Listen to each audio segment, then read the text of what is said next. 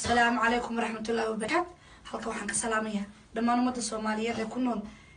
Minnesota iyo nawaaxigeeda. waxaan leeyahay gabadhiina sugaynay walaashiina sugaynay way timiday way nabad timiday marka maadaama oo ay hawlo badan isla dhaafeen go'aan waxay ku gaadhay habeenka inay xafladu ka dhici doonto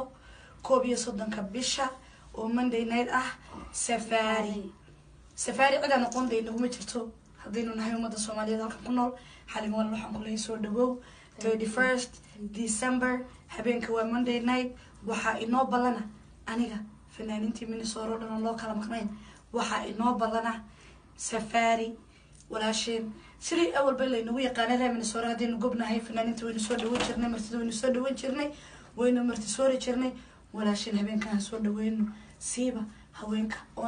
ana aad u jecelahay mar walba haweenka garab taagan waxaan leeyahay habeenkaas inoo balana naga fisha farxad iyo inaynu wada qaadano waqti wanaagsan oo aynu wada qaadan doono inagu soo dhaweynana sanadka cusub xalima maxaa leedahay dadka